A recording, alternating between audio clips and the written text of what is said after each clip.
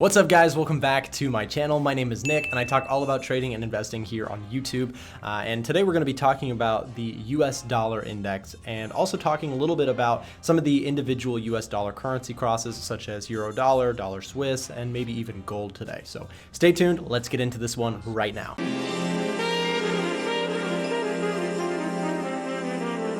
Welcome back to the channel, you guys. My name is Nick. As I mentioned, I talk all about trading and investing here. If you're new to the channel, make sure to subscribe down below for more free content. I put it out here on YouTube. Myself and my team work very hard. So if you would, make sure to like the video down below if you want to support what we do here.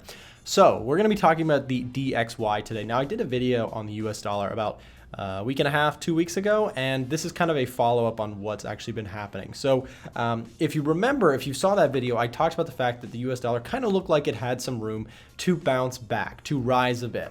And now things are getting very interesting because we did in fact see some rise, but the question will be, is the rise going to sustain or is it going to crumble and continue lower? Now, again, if we actually look, this is the daily chart on the DXY, that is the US dollar index. You can see if we pull this out, the US dollar currency index, and this is basically just an overall view of like how the dollar is doing compared to a basket of other currencies such as the euro, the pound, etc. So when we're looking here at DXY, you can actually see that ever since about, what is this?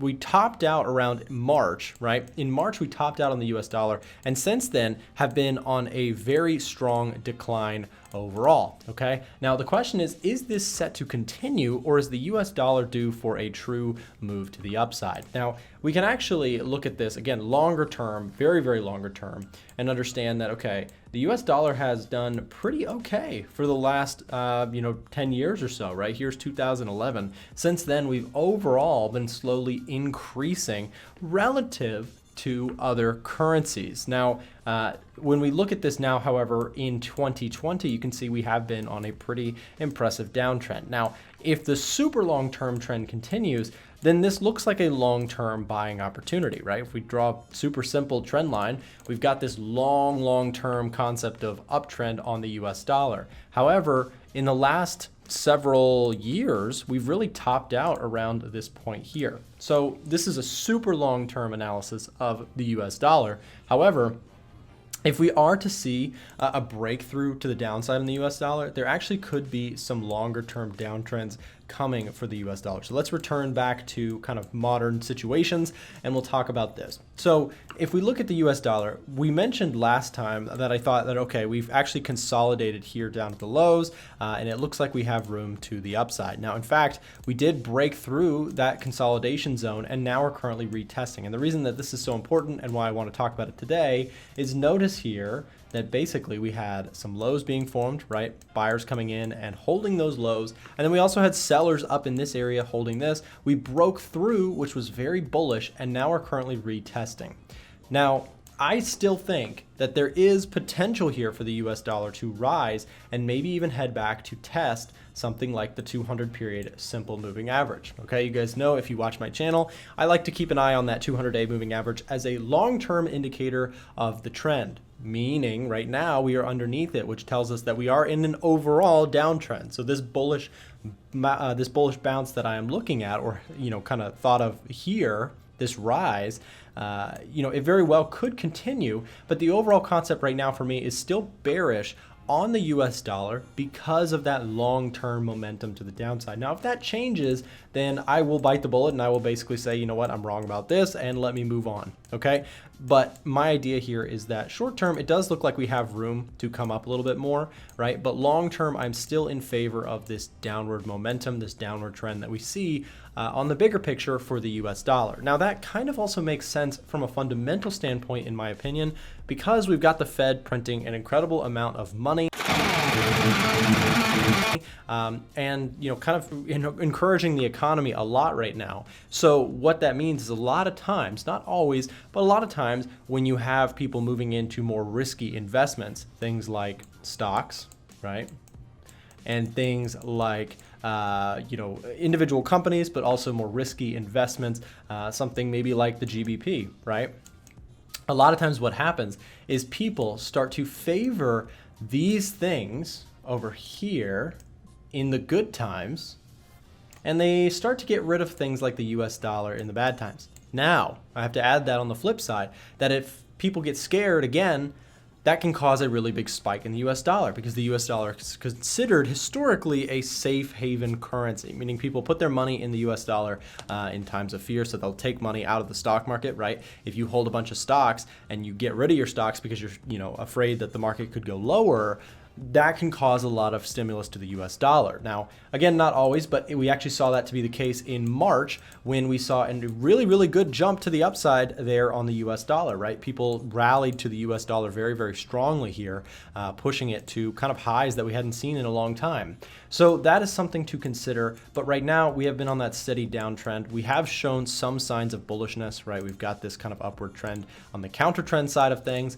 If that holds, I very much think that we have potential to make a move up to that longer term area of value. But again, my long-term bias here on the US dollar is still bearish, because we have been an incredible downtrend here on the US dollar, as people are favoring things like gold. They're favoring things like stocks, etc. So that is my thought there on the US dollar index. But real quick, why don't we take a look at something like gold just to compare this? So we can see that the US dollar has been really performing, the US dollar has been performing poorly against something like gold, which has performed very well. Now, with that said, gold is actually on a downtrend right now, or at least short term.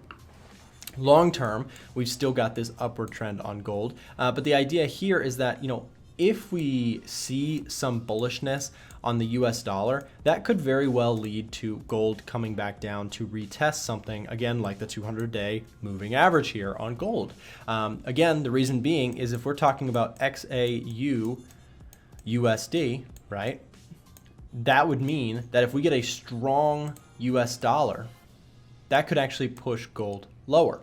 So when we talk about these different markets, we have to consider what is being in play. Now, from a technical standpoint, right now, the biggest thing for me, my favorite play would be a breakout buy here. Okay, that would be my personal opinion. If the US dollar does stay weak, this would be my favorite setup, would be looking for the break and looking for continuation on gold to the upside, because again, it goes with my favorite concept, which is going with that long-term momentum, which right now, above that 200-day moving average, is up, right? We've been very bullish overall on gold, and I think that that is potentially set to continue. Let's also take a look here at something like dollar Swiss, which is an interesting one because these are both considered safe haven currencies, right? People move their money into the Swiss franc and the US dollar. This one has been going down though, as people are favoring the Swiss franc. Now, here, very similar concept to just looking at the DXY. You'll notice that this looks a lot like it, right? We've got this kind of range bound here, price kind of back and forth and breaking out and retesting this zone right now. Will it do the same concept? We'll see. We don't have to repeat ourselves there, but you can see the analysis very much is the same for the most part on the dollar Swiss. Now we can also take a quick look at